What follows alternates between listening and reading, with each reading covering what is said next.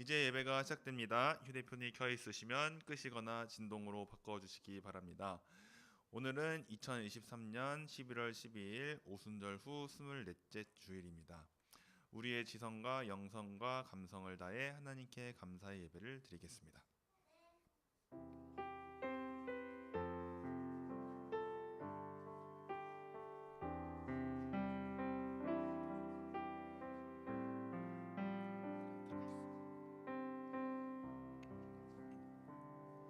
오라 우리가 여호와께 노래하며 우리의 구원의 반석을 향하여 즐거이 외치자.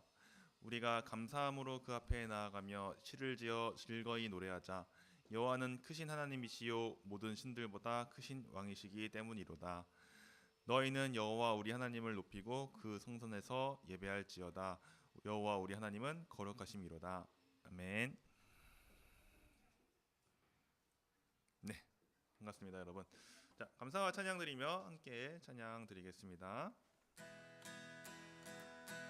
감사와 찬양 드리며 감사와 찬양 드리며 주 앞에 나가세.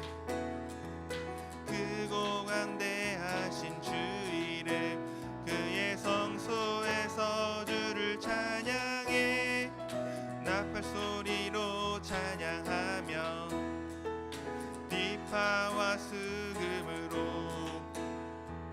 호흡이 있는 모든 자마다 온 마음 다해 주를 높이세. 주의 선하심 인자하심이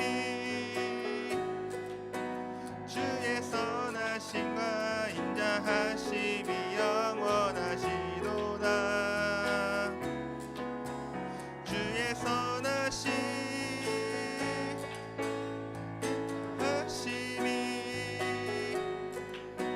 주의 선하심과 인자하심이 영원하시도다. 예수 하나님, 예수 하나님 독생자 만유의 창조주 그 누나 그 앞에 나아가 목소리 높여 주를 찬양해. 나팔 소리로 찬양하며 비파와 수금으로 호흡이 있는 모든 자마다 온 마음 다해 주를 높이세. 주의 선하심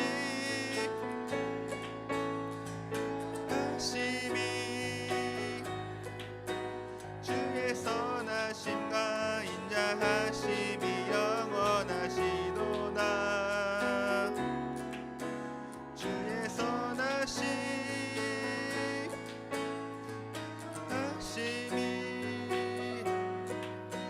주의 선하심과 인자하심이 영원하시도. 다시 한번 감사와 찬양 드리며 감사와 찬양 드리며 주 앞에 나가세. 크고 강대하신 주 이름 그의 성소에서 주를 찬양해. 나팔 소리로 찬양하며 비파와 수금으로 호흡이 있는 모든 자마다 온 마음 다해 주를 높이세. 주의 선하심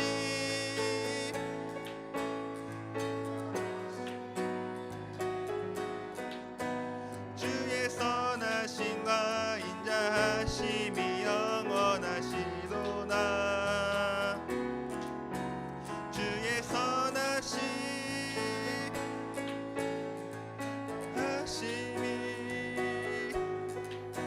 주의 선하심과 인자하심이 영원하시도. 주의 선하심 주의 선하심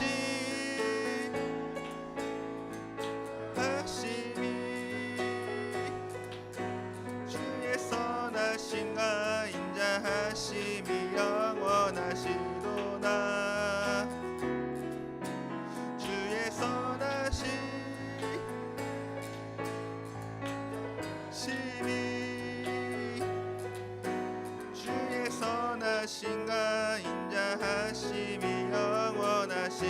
여호와는 나의 목자시니 여호와는 나의 목자시니 부족함이 없으리로다. 푸른 초장에 누이시며 쉴만한 물가로 인도해 내 영혼을 회복시키시며 의의 길로 인도하시는 주, 영원히 함께 하시는 주, 내가 신뢰하리라.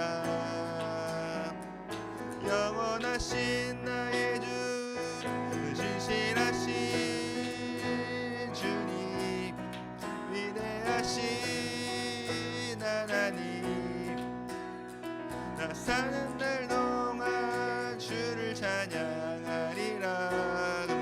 신실하신 주님, 위대하신, 나 사는 날 동안 주를 찬양하리라. 찬양하리라. 여호와는 나의 목자시니 여호와는 나의 목자시니 부족함이 없으리로다.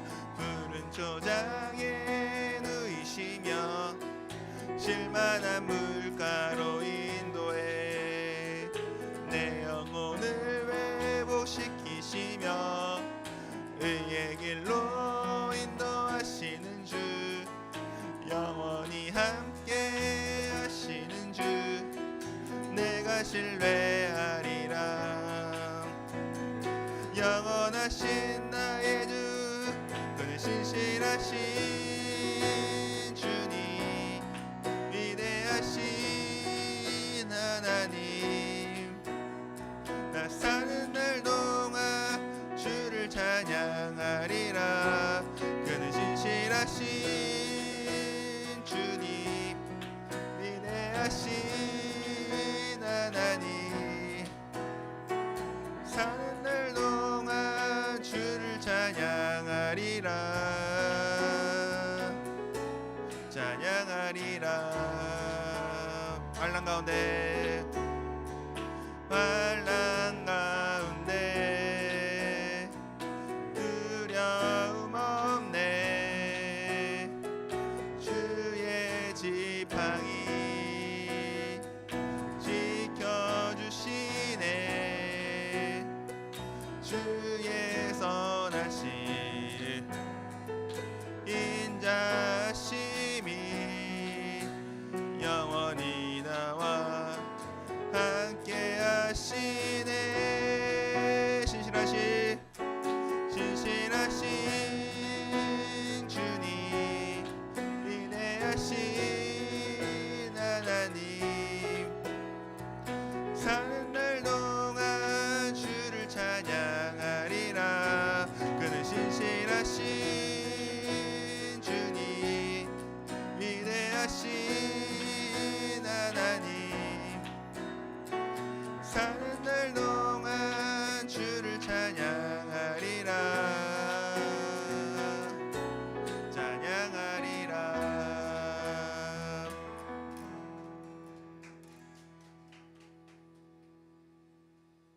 네, 나의 하나님 같이 찬양하시겠습니다.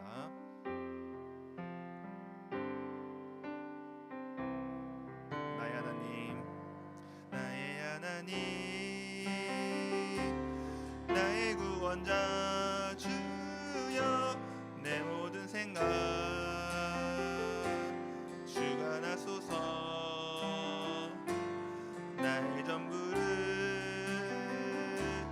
주께 드리기 원해.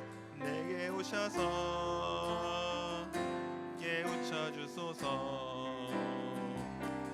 전능하신 주, 유일하신 주, 나의 입술로 주 찬양합니다. 영원하신 주, 살아계신 하나님, 나의 영으로 하나님, 나의 하나님, 나의 피난처, 나의 피난처 주여. 내 모든 생활 주가 나소서. 나의 영으로 주께 드리기 원해. 나의 마음을 열어주소서. 전능하신 주, 전능하신 주, 유일하신 주, 나의 입술로 주 찬양합니다. 영원하신 주, 살아계신 하나님, 나의 영으로 주 경배합니다. 다시 한번 찬양하겠습니다. 나의 하나님, 나의 구원자 주여. 내 모든 생활 주가 나소서. 나의 전부를 주께 드리기 원해. 내게 오셔서 깨우쳐 주소서. 전능하신 주, 유일하신 주, 나의 입술로 주 찬양합니다. 영원하신 주, 살아계신 하나님, 나의 영으로 주 경배합니다. 나의 하나님, 나의 피난처, 나의 하나님, 나의 피난처 주여. 내 모든 생활 주가 나소서. 나의 영으로 주께 드리기 원해. 나의 마음을 열어주소서. 전능하신 주, 유일하신 주, 나의 입술로 주 찬양합니다. 영원하신 주, 신 하나님, 나의 영으로 주 경배합니다. 하나님의 음성을, 하나님의 음성을 듣고자 기도하며 귀를 기울이고 나의 기도를 들어주신다네. 깊은 웅덩이와 수렁에서 끌어주시고 나의 발을 반석 위에 세우시사 나를 튼튼히 하셨네. 새 노래로 부르자 랄라라. 하나님께 올릴 찬송을 새 노래로 부르자. 하나님 사랑을 주를 의지하고 주를 의지하고 교만하지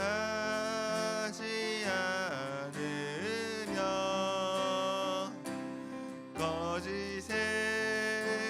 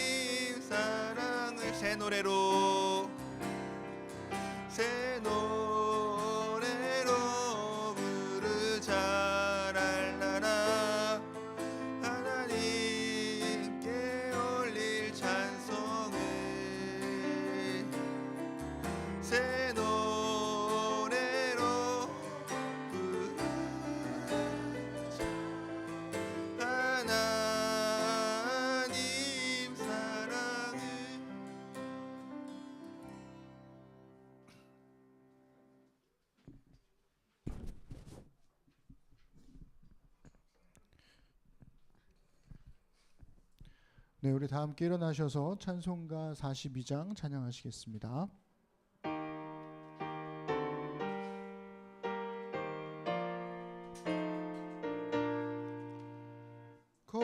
거룩한 주님께 예배를 드리세 꿇고서 영광 돌려 금 같은 순종과 향기로운 겸손을 주님께 바쳐서 경배하세 주 앞에 삼가서 겸손히 행하면 주 너를 언제나 돌보시리 말씀엔 위로와 기도엔 응답을 내 갈 길 바르게 인도하리 주 앞에 설 때에 두려워 말아라 가난한 우리를 도우시리 보배로운 진리와 온유한 사랑은 주님께 다 바칠 귀한 예물 떨면서 바치는 이 작은 예물도 주님은 귀하게 받으시리 어두운 밤지 새 아침 맞으니 믿음과 소망을 늘 주시리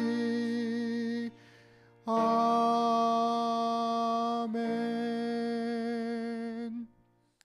기도하겠습니다.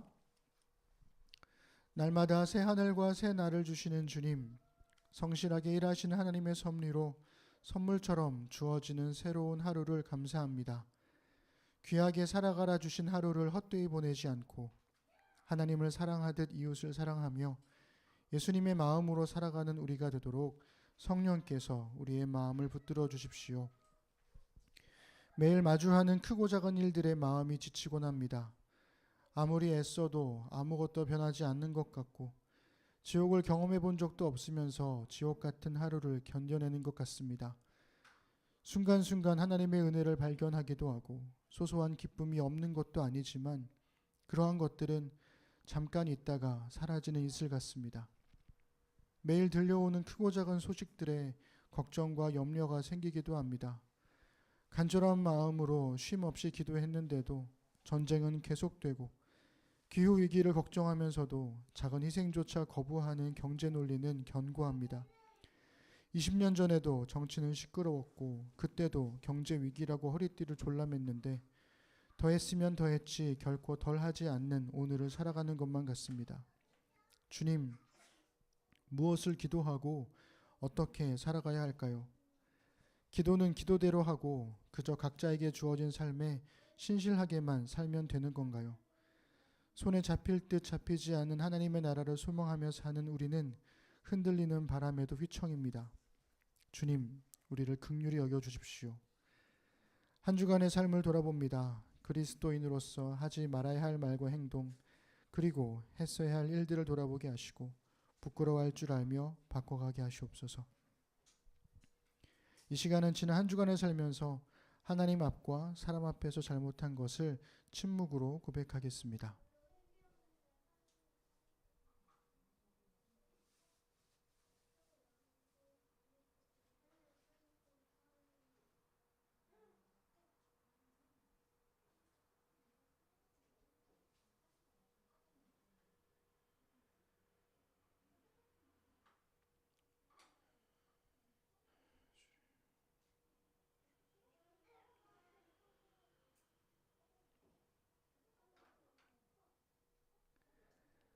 자신의 죄를 하나님께 고백한 주의 자녀들에게 주께서 다음과 같이 사함의 말씀을 주십니다. 너희는 옷을 찢지 말고 마음을 찢고 너희 하나님 여호와께로 돌아올지어다. 그는 은혜로우시며 자비로우시며 노하기를 더디하시며 인애가 크시사 뜻을 돌이켜 재앙을 내리지 아니하시리라. 아멘. 이제 개인적인 회개를 넘어 주보에 있는 함께 드린 기도의 제목을 보고 소리내어 기도하겠습니다.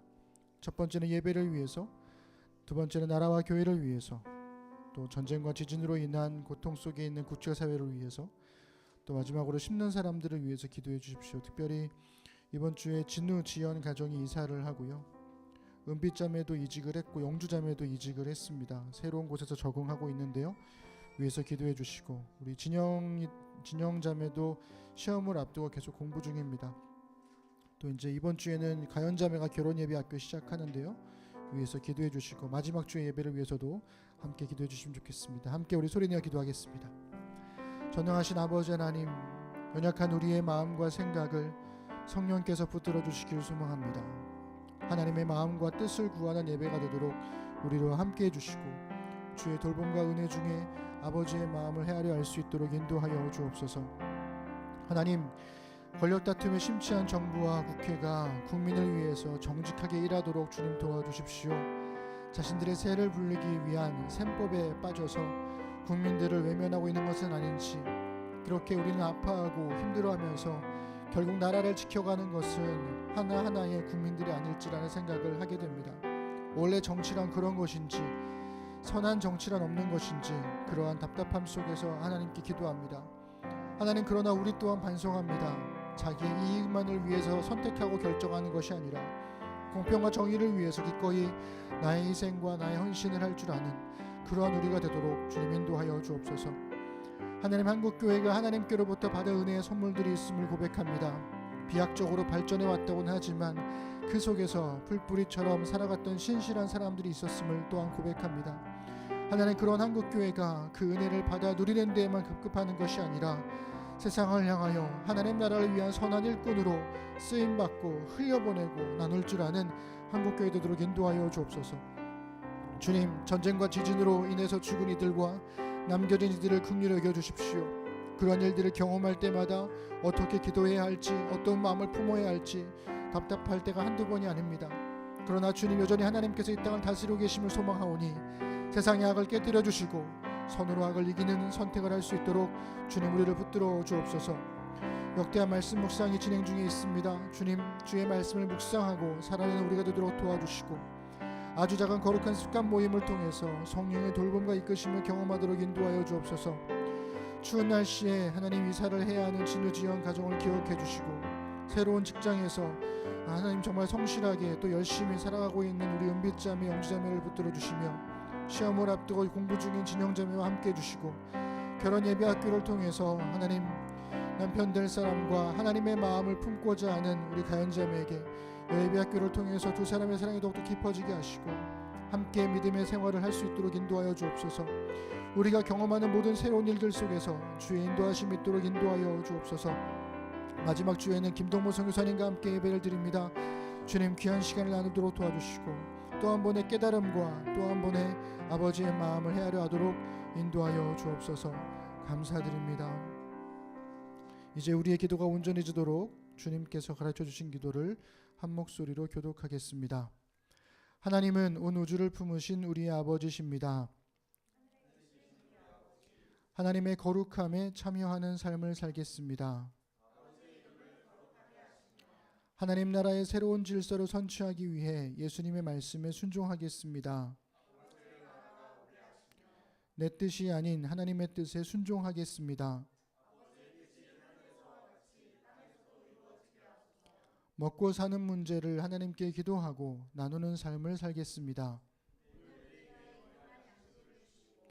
나를 용서하신 예수님을 믿음으로 나도 다른 사람을 용서하며 살겠습니다.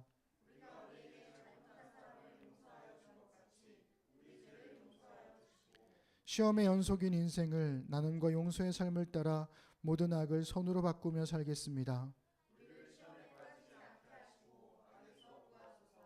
이 모든 기도는 응답될 것입니다. 왜냐하면 우리가 이렇게 고백하기 때문입니다.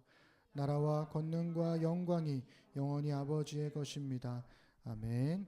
네, 자리에 앉으시기 바랍니다.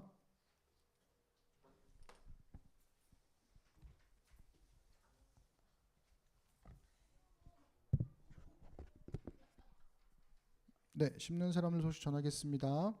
우리 심는교회는 이곳 공주원 이든 센터에서 계속 예배를 드리고 있습니다.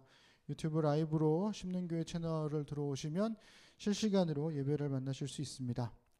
아주 작은 거룩한 습관 모임이 순항 중에 있다고 합니다. 함께 참여해 주시고 또 기도해 주시면 좋겠습니다.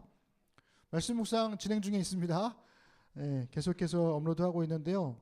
형식을 바꿔서 이제 조금씩 적응이 되는 것 같아요. 그래서 시간도 일정하게 7시 업로드가 가능해졌습니다. 저를 위해서도 기도해 주시고 여러분들도 함께 참여하시면 좋겠습니다.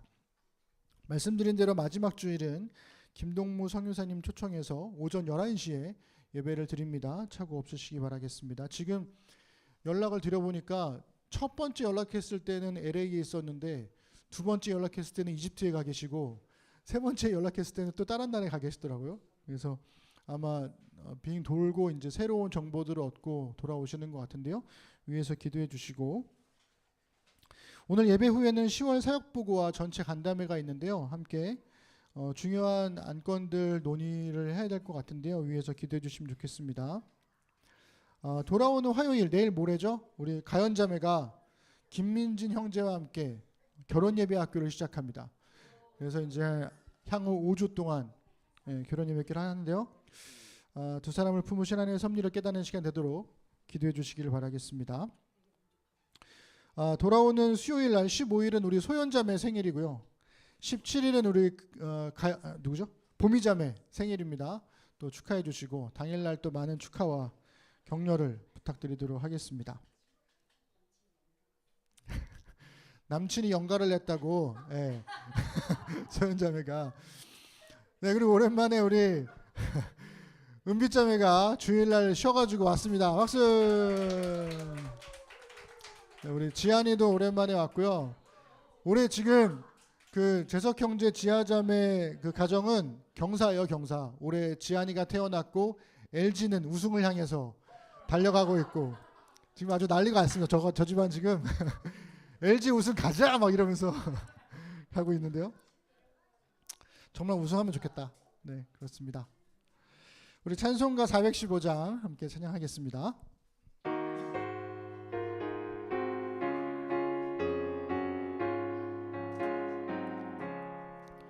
십자가 그늘 아래 나 쉬기 원하네.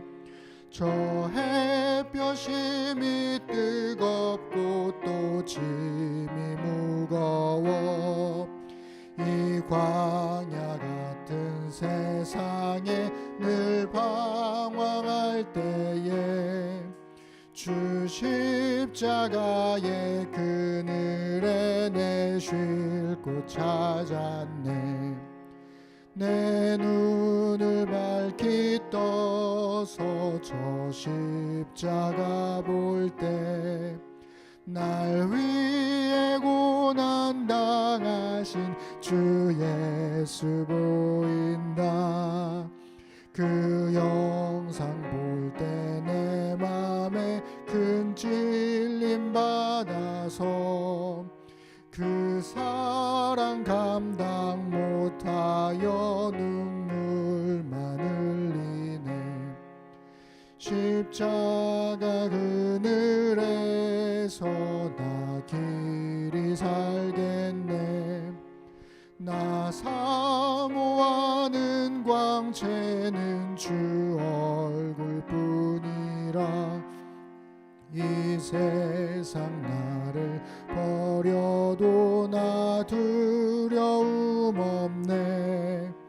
내 한량 없는 영광은 십자가뿐이라.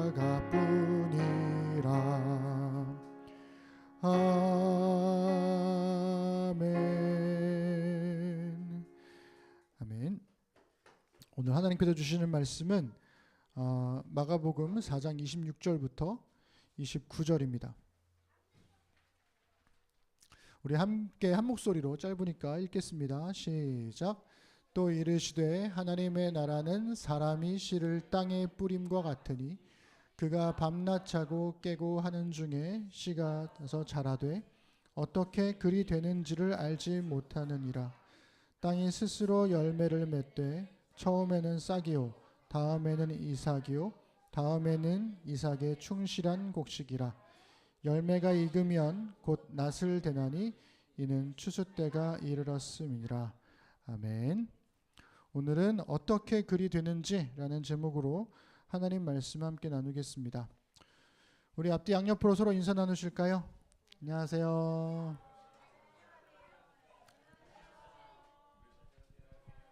네.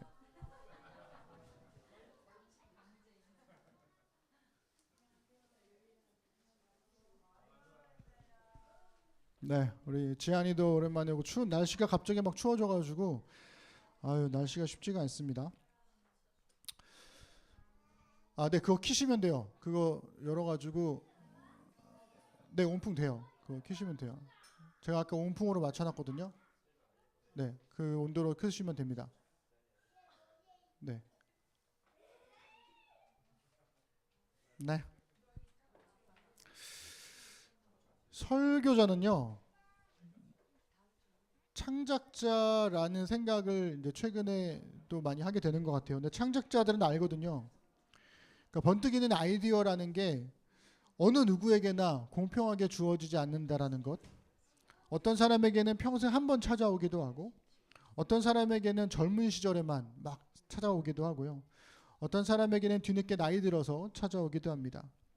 아이디어가 찾아오는 방식도 달라요. 어떤 사람은 평소에 하던 일을 하지 않고 다른 걸 해야 갑자기 딱 떠오르기도 하고, 어떤 사람은 주구장창 그 루틴을 그대로 이어가서 꾸준히 그 일을 해야 떠오르기도 합니다. 목회자는 성경이라는 재료를 가지고 설교를 창작하거든요. 그래서 하얀 캔버스가 모든 화가에게 똑같이 주어지는 것처럼 목사에게도 성경은 똑같이 주어집니다. 그래서 성경이라는 이 재료를 어떻게 다루느냐에 따라서 설교라는 결과물이 달라지는 거죠. 이번 주 본문이 마가복음 4장이잖아요. 이게 우리가 그 유진 피터슨 어린이 성경 순서대로 가고 있는데 4장에는 씨 뿌리는 자의 비유를 시작으로 해서 4개의 비유가 연달아 이어지거든요. 근데 난감한 거예요. 왜냐면 올해 1월에 이 본문을 가지고 설교를 했어요.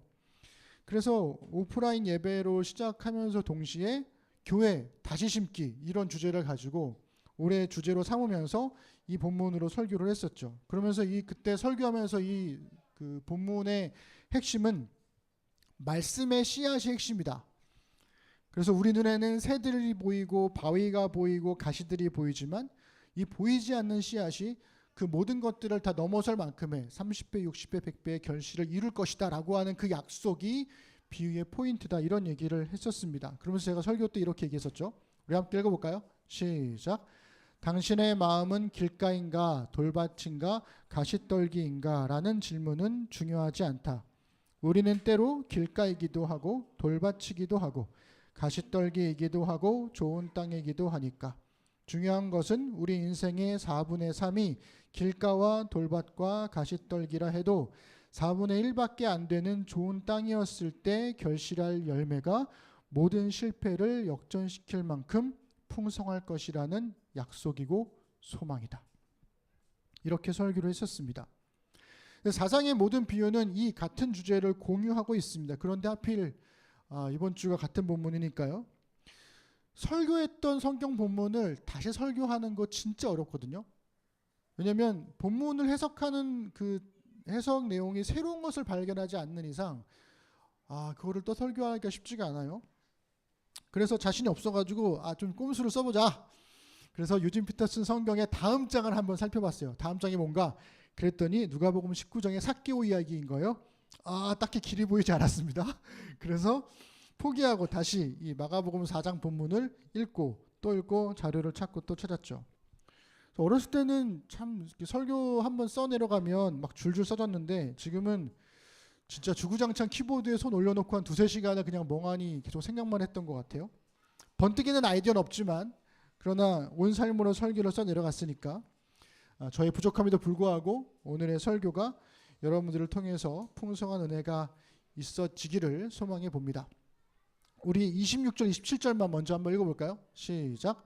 또 이르시되 하나님의 나라는 사람이 씨를 땅에 뿌림과 같으니 그가 밤낮 자고 깨고 하는 중에 씨가 나서 자라되 어떻게 그리 되는지를 알지 못하느니라.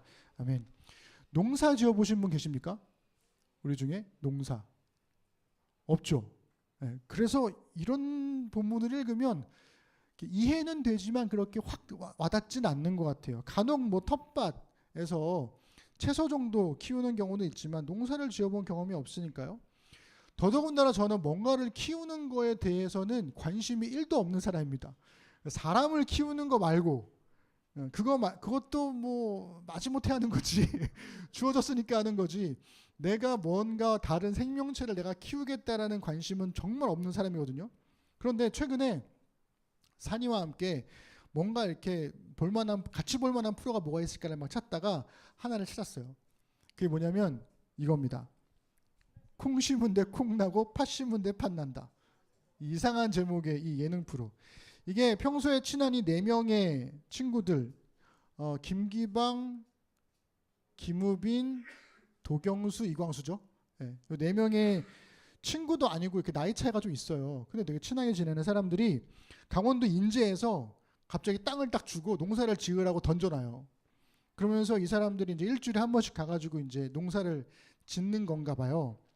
그래서 아무것도 모르는 상황에서 우여곡절 끝에 이제 밭을 일구는 것을 해보고 그 다음에 이제 그 고랑을 파서 그것을 이제 비닐로 덮는 것까지 하고 이제 며칠 뒤에 시간을 내서 밭으로 다시 돌아옵니다. 물론 그때 이제 씨앗사에 가가지고 씨앗도 사가지고 이제 뿌리고 막 이런 일들을 막 해요. 그런데 이제 그날 촬영이 끝나고 돌아가서 각자 삶을 살다가 며칠 만에 너무 궁금한 거예요. 이 사람들이 촬영 날짜도 아닌데 그래가지고 자기들끼리 막 시간에 맞춰가지고 그냥 온 거예요. 와가지고 차 타고 쭉 오면서 보는데 우와 다시 만난 밭이 초록초록하게 변한 것을 보고 이 사람들이 엄청나게 놀랍니다. 와 이게 되네? 형 진짜 많이 자랐어. 뭐 이런 얘기를 하면서 이게 말이 돼? 막 그러면서 막 흥분하면서 막 영상을 보는데 그걸 보니까 제가 그제서야 저런 걸 키우면 저렇게 되나? 이 사람들도 한 번도 지어본 적이 없으니까요. 그래서 밭을 갈고 씨앗을 심은 다음에 그 다음에 일상을 살다가 돌아온 것뿐인데 근데 씨앗들은 싹을 틔우고 자라나고 있었다라는 거죠. 그래서 저는 이걸 보면서 처음으로 밤낮 자고 깨고 하는 중에 씨가 나서 자라되 어떻게 그리 되는지를 알지 못하니라 이거를 머리가 아니라 가슴으로 처음으로 이해하게 됐어요. 물론 제가 직접 지어봐야 또 알겠지만 시청각 교육으로 조금 더 깊이 이해하게 되는 순간이었습니다. 그런데 심었던 모든 씨앗들이 다 자란 거냐? 그렇지는 않아요. 대부분 자란 거는 이제 잡초들이고 그다음에 자기들이 수박 먹고선 수박씨로 이제 심었는데 거기서 막 싹이 나고 막 이런 게 있어요. 근데 그래서 옆에 사시는 그 농사의 신께 물어봤죠. 어르신께 왜 어떤 건 싹이 나고 어떤 건 싹이 안 나는 건지 모르겠습니다. 이렇게 물어봤더니 그 어르신의 대답이 참 기가 막힙니다. 심는다고 다 잘 되면 다 농사 짓지. 누가 농사를 짓겠냐고. 그래서 농사가 어려운 거라고. 열심히 심은 거 똑같이 심었는데 뭐는 나고 뭐는 안 나고 왜 그런 거지? 이런 생각을 하는 거죠. 같은 열심과 같은 마음으로 밭을 일구고 씨앗을 심었는데 왜 어떤 씨앗은 싹을 틔우고 어떤 씨앗은 틔우지 못한 것일까? 라는 생각을 하게 되는 겁니다. 그래서 이렇게 보시면 이렇게 다 자랐잖아요. 이게 지금 며칠 만에 다 자란 것들이거든요. 너무너무 신기하더라고요. 그래서 씨가 나서 자라는 것도 어떻게 그리 되는지를 모르지만 씨가 나지 않고 죽는 것도 어떻게 그리 되는지를 우리는 모릅니다. 농사는 그래서 변수가 참 많은 것 같아요. 땅의 기운도 중요하고요. 씨앗의 상태도 중요하고요. 그 해의 강수량, 일조량 다 좋은데 병충해가 온다? 그럼 답이 없습니다. 전염병이 온다? 정말 답이 없죠. 그래서 올해는 풍년이겠거니 했는데 갑자기 막 흉년이 되기도 하고 올해는 흉년이겠거니 했는데다가도 갑자기 풍년이 되기도 하고 이런 일들이 생기더라는 거죠. 그래서 농부는 열심히 씨를 뿌리지만 늘 결과는 하늘에 맡기는 것을 삶으로 매년마다 경험을 하는 거예요. 그래서 하늘에 맡기고 결과는 주님께 하늘에 맡기고 자기는 자신의 일을 합니다. 늘 최선을 다해서 성실하게 밭을 나가지만 그 최선의 결과를 내 예상대로 움켜쥐려고 하지는 않죠. 그런데요, 여러분 도시인들은 다르죠. 입력했으면 그만큼의 출력이 나와야 되는 게 도시의 삶입니다. 데이터는 명확해야 되고요. 변수가 생긴다. 그 변수는 찾아서 해결해야 할 일이 돼요. 그래서 일의 변수라고 하는 것은 해결해야 될 업무이지 받아들여야 할 어쩔 수 없는 결과물이 아니라는 겁니다. 그래서 도시인들은 항상 결과를 예측하고 그 결과를 목표로 해서 자신의 일을 하죠. 늘 최선을 다해서 일하기 때문에 그 최선만큼의 결과를 얻지 못하면 화가 나요. 뭐가 잘못된 거지? 왜 그런 거지? 뭐가 중간에 문제가 생긴 거지? 막 화가 나는 겁니다. 그래서 도시에 사는 우리는 어쩌면 예수님께서 말씀하신 이 농사에 관련한 비유를 읽을 때 공감하기가 그래서 어려운 게 아닐까라는 생각을 해보게 되는 거죠. 그래서 하나님의 나라는 크게 세 가지의 특징을 갖습니다. 이 26절, 27절을 가지고 살펴본 특징은 이래요. 첫 번째, 사람이 땅에 씨를 뿌리는 것과 같다. 하나님 나라는. 두 번째, 뿌려진 씨는 반드시 나고 자라더라는 거예요. 세 번째는 씨를 뿌린 사람조차도 그게 어떻게 나고 자라는지는 모른대요. 이게 하나님 나라의 세 가지 특징인데 이것을 풀이해 보면 이렇습니다. 하나님 나라는 사람의 수고가 필요하다는 거예요. 그런데 하나님의 나라는 성장하더라는 거예요. 세 번째가 중요한데요. 하나님 나라는 감춰져 있어요. 사람의 수고가 필요하고 그로 인해서 하나님 나라는 성장하는데 그러나 그 하나님 나라는 감춰져 있습니다. 수고한 사람은 드러나는 하나님 나라의 결과만을 순차적으로 발견할 뿐이죠. 그마저도 계속해서 수고하는 사람만 그 결과를 만날 수 있습니다. 마치 밭에 계속 나가서 확인을 하는 농부처럼 어느 순간 씨만 뿌리고 그 밭을 가지 않으면 그 결과물을 볼 수가 없는 거죠. 28절, 29절 읽어볼까요? 시작. 땅이 스스로 열매를 맺되 처음에는 싹이요 다음에는 이삭이요 그 다음에는 이삭의 충실한 곡식이라. 열매가 익으면 곧 낫을 대나니 이는 추수 때가 이르렀음이니라. 아멘. 이 단어들을 제가 꼼꼼히 살펴보니까 이렇습니다. 처음에는 싹이래요. 이게 코르토스라는 헬라어인데요. 신약 성경 15번 나와요. 어디서는 들풀로 번역되고요. 어디서는 싹으로 번역되고요. 잔디로도 번역되고 지푸라기로도 번역이 되는 단어입니다. 그러니까 대충 이제 어떤 느낌인지 아시겠죠? 이런 것들이 코르토스가. 그 다음에 나오는 거는 이삭이죠. 이 이삭은 스타쿠스예요. 5번 나오는데요. 전부 다 이삭으로 번역이 됐어요. 특히 이제 제자들이 밀밭 사이로 가면서 이삭을 먹을 때 그 본문에서 이삭이 스타쿠스라는 단어가 나옵니다. 세 번째로 나오는 단어는요. 곡식으로 번역된 단어인데 이게 오이토스예요. 마찬가지로 15번 나와요. 알곡이라고도 번역이 되고요. 곡식이라고도 번역이 되고 밀이라고도 번역이 됩니다. 왜냐하면 그 지역에서는 밀 농사가 주적이었기 때문에 그렇죠. 그래서 제가 일일이 단어들을 다 찾은 이유가 있어요.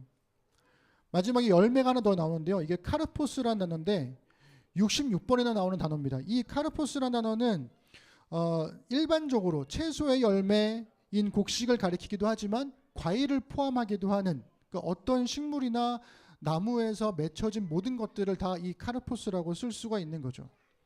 이 단어들을 제가 꼼꼼하게 찾아본 이유가 있습니다.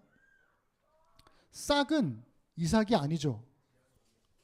이삭은 곡식이 아닙니다. 싹과 이삭을 같게 볼 수 없어요. 싹은 싹이고 이삭은 이삭이에요. 이삭은 또 곡식이 아니죠. 이 모든 것들은 다 다릅니다. 싹이 자라야 이삭이 되는 거고 이삭이 자라야 곡식이 되는 거죠. 땅에 농부가 씨를 뿌린 다음에 그 다음에 다시 밭으로 가게 되면 그가 만나는 것은 싹이 아니라 이삭을 만나는 거예요. 그 다음에 또 밭일을 한 이 농부가 다시 또 가게 되면 그 다음에는 이삭을 만나는 게 아니라 곡식을 만나는 겁니다. 농부는 씨앗이 어떻게 이삭이 되었는지 모르지만 씨가 아닌 이삭을 발견하고요. 이삭이 어떻게 곡식이 되는지는 모르지만 이삭이 아닌 곡식을 발견합니다. 그렇게 농부는 계속 밭을 오가는 거죠. 이 28절 29절에서도요. 하나님 나라의 특징을 세 가지로 발견할 수가 있습니다. 첫째는 이렇습니다. 하나님 나라는 스스로 열매를 맺는다는 거예요. 두 번째는 하나님 나라는 시시각각 변화하며 자라간다는 거예요. 하나님 나라의 모양이 한 가지가 아니라는 거예요. 작기도 하고 크기도 하고 다르다라는 거죠. 이전의 모습, 우리가 경험했던 이전의 하나님 나라의 모습이 지금과 똑같다? 그렇지 않다라는 겁니다. 세 번째는 하나님 나라는 계속해서 수고하는 사람을 통해서 발견되고 추수가 되더라는 거예요. 자, 그러면 26절, 27절과 28절, 29절에서 얻어낸 하나님 나라의 특징들을요. 이렇게 합쳐놓으면 이렇게 돼요. 우리 첫째부터 읽어볼까요? 시작. 하나님 나라는 사람의 수고가 필요하지만 스스로 열매를 맺는다. 사람의 수고가 필요해요. 근데 열매는 하나님 나라가 알아서 하는 거예요. 두 번째, 시작. 하나님 나라는 성장하지만 고정되어 있지 않고 시시각각 변화하며 자란다. 성장을 하는데 이전과 모습이 달라져요. 계속해서 달라져요. 그래서 주의 깊게 보지 않으면 그 변화를 알아채기가 쉽지가 않다라는 거예요. 세 번째, 시작. 하나님 나라는 수고한 사람조차도 어떻게 이루어지는지 모르지만 수고한 사람을 통해 발견되고 추수된다. 이 얘기는 이런 겁니다.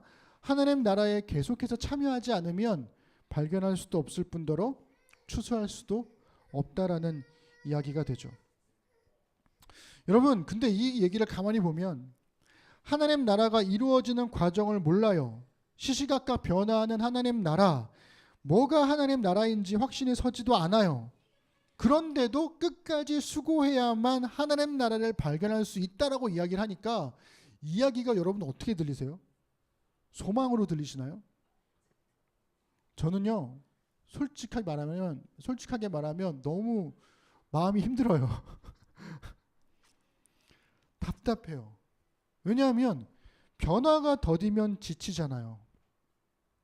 농사는 1년마다 싹이 자라가는 걸 보니까 괜찮은데 하나님 나라는 글쎄요, 잘 모르겠어요. 변화가 있는 건지 없는 건지.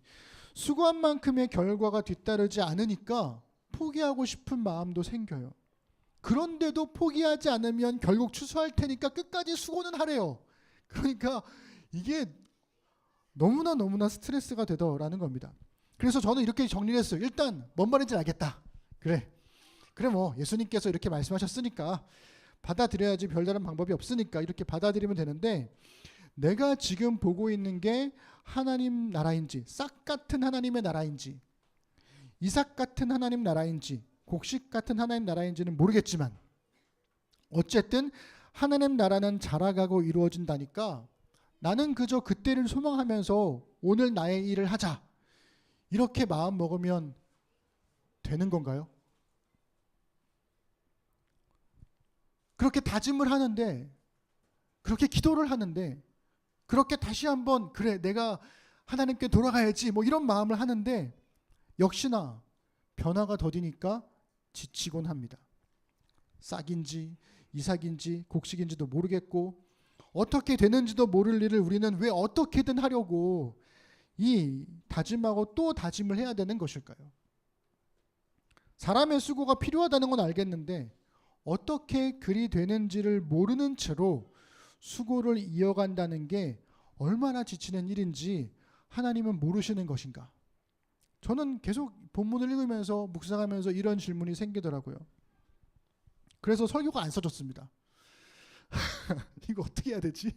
막 이러고 있던 찰나에 책을 읽다가 하나 발견한 게 있는데, 이게 제가 정확한 뉘앙스인지는 모르겠지만 어쨌든 최대한 설명을 해볼게요.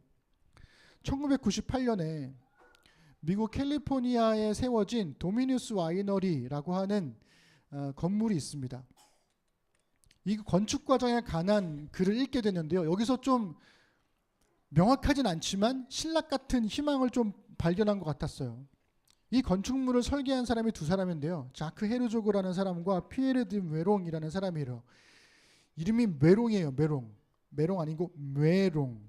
프랑스 사람인 것 같은데 어쨌든 이게 이제 개비온 방식이라는 걸로 건축을 한 거예요. 이게 철망으로 먼저 틀을 만들고요. 그 철망 안에다가 돌을 넣어서 그 돌을 채우는 방식을 개비온 방식이라고 합니다. 위에서 돌을 누르는 무게가 세잖아요. 그러니까 밑에서 받치려면 큰 돌을 아래다 넣어야 될까요? 작은 돌을 아래다 넣어야 될까요?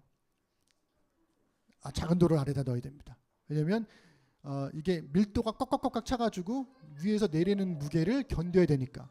그래서 여기 보시면 밑에 부분은 자잘한 돌인데 위로 갈수록 돌이 커지죠. 이렇게 채워 넣는 거예요. 그래서 이 건물을 멀리서 보잖아요. 그러면 그냥 직사각형의 건물이에요. 그냥 가로로 긴 상자형 건물이라서 불을 좀 꺼주실래요? 앞에 잘 안 보이는 것 같은데 그 뒤에 있어요. 네. 네. 길게 돼 있어가지고 이렇게 보면 이게 뭐 그냥 건물 아니야? 이렇게 생각할 수가 있는데 이 건물의 내부로 들어가면 이 돌을 넣은 개비온의 틈 사이로 다양한 형태의 빛의 향연이 시작된다고 합니다. 건물 안으로. 그러면서 이게 캘리포니아의 강한 빛이 시간에 따라서 이제 태양이 바뀌잖아요, 위치가. 그러면서 이 돌 틈으로 들어오는 빛깔의 농도도 바뀌고 모양도 바뀌고 그렇게 바뀌어 나가는 거예요. 그래서 안으로 들어가서 보면 와, 이 건물은 진짜 이렇게 아름다울 수가 있나? 라는 생각을 하는 거죠. 그래서 이 건물에 대한 해석을 쓴 유현준 교수의 해석이 저는 되게 마음을 사로잡았고 그 부분을 읽으면서 이건가 싶은 생각이 들었는데요. 그 부분을 한번 같이 볼게요. 돌은 깨질 때 분자 구조에 따라 갈라지는 모양이 결정된대요. 돌을 깨기 시작한 건 인간인데 깨지는 최종 모양은 자연이 결정한대요.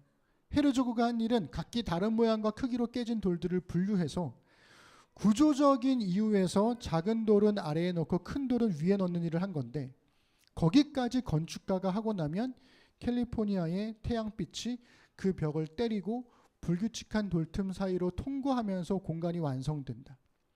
도미누스 와이너리는 인간의 구상과 자연의 섭리가 합쳐져서 만들어진 공간이다. 음악으로 치면 이중주 혹은 듀엣곡 같은 디자인이다.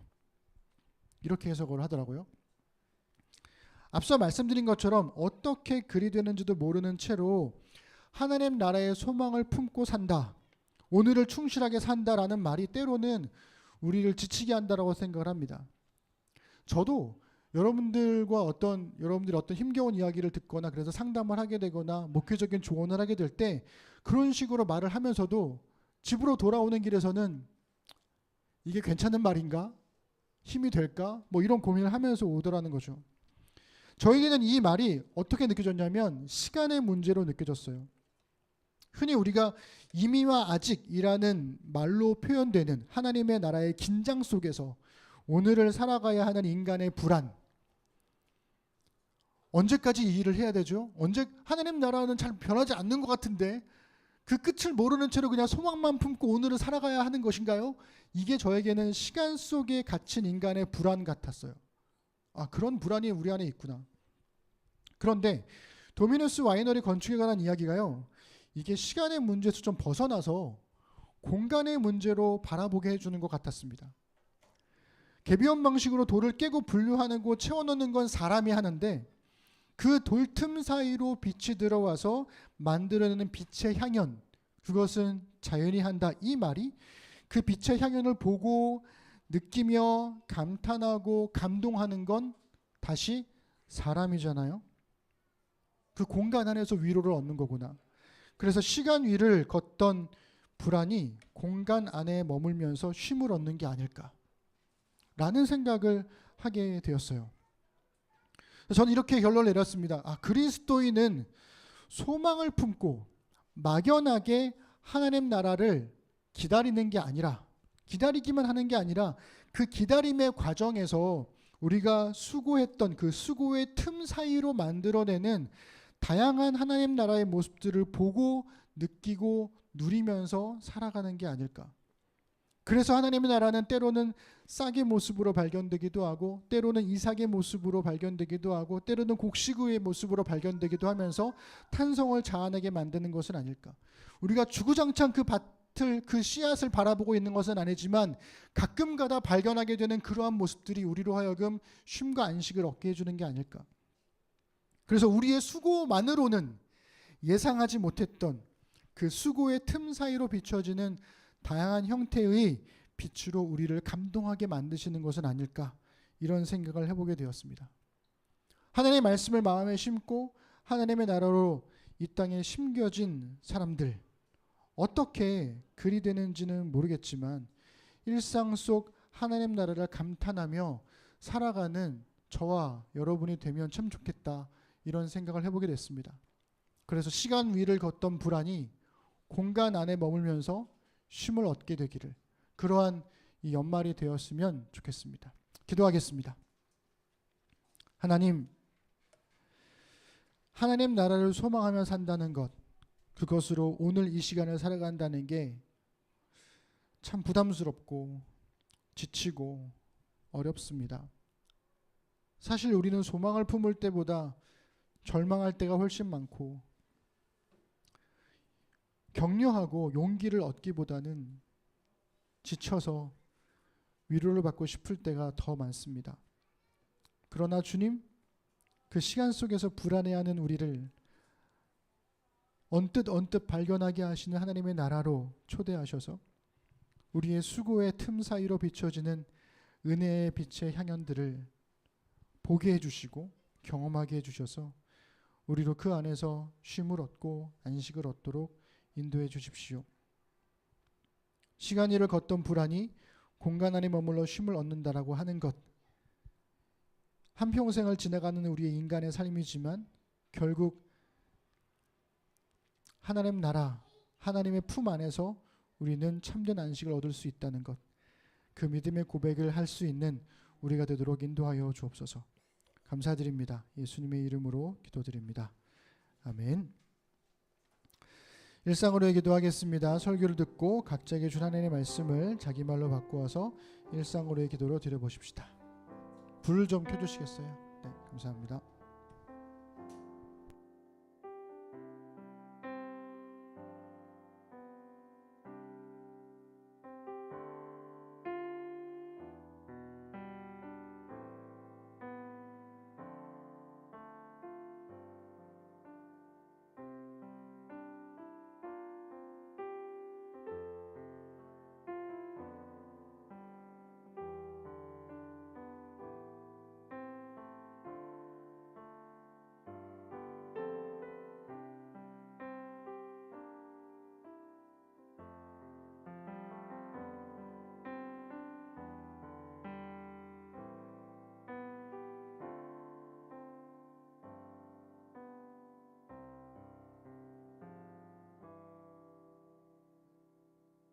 우리 다 함께 일어나셔서 교회 찬양과 함께 우리 헌금을 하나님께 드리겠습니다. 설교 PPT는 예배 후에 올려드릴게요. 사람이 넘치기보다 사랑이 넘치는 교회, 섬김을 원하기보다 섬김 알아가는 교회, 세상이 주목하기보다 주님이 주목하는 교회, 화려한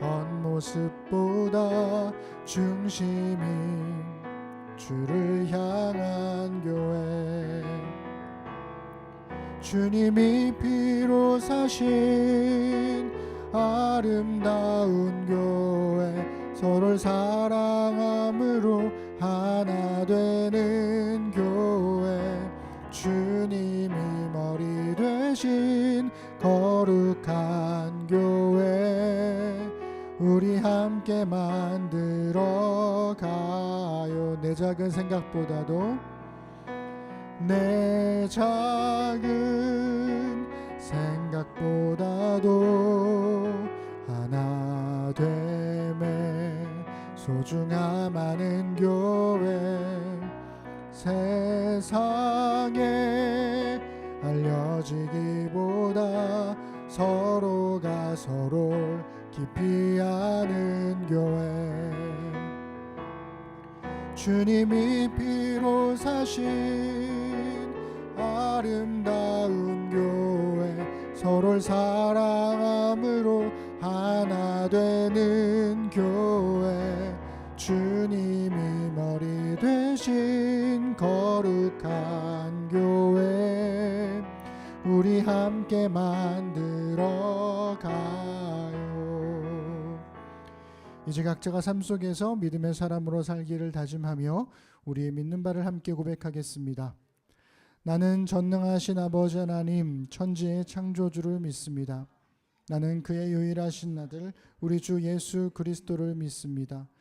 그는 성령으로 잉태되어 동정녀 마리아에게서 나시고 본디오 빌라도에게 고난을 받아 십자가에 못 박혀 죽으시고 장사된 지 사흘 만에 죽은 자 가운데서 다시 살아나셨으며 하늘에 오르시어 전능하신 아버지 하나님 우편에 앉아 계시다가 거기로부터 살아있는 자와 죽은 자를 심판하러 오십니다. 나는 성령을 믿으며 거룩한 공교회와 성도의 교제와 죄를 용서받는 것과 몸의 부활과 영생을 믿습니다. 아멘. 하나님, 이 시간 주신 말씀을 따라 함께 살아갈 날들을 신실하게 살겠다는 의미로 헌금을 드리고 신앙을 고백했습니다. 말씀이 삶으로 배어나와 우리 삶의 자리에 은혜의 흔적이 남게 하소서. 아버지 하나님과 주 예수 그리스도께로부터 평안과 믿음을 겸한 사랑이 형제와 자매들에게 우리 주 예수 그리스도를 변함없이 사랑하는 모든 자에게 은혜가 있을지어다. 아멘.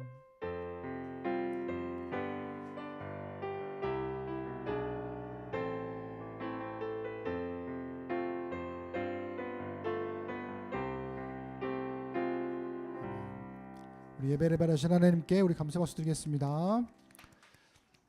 네, 지금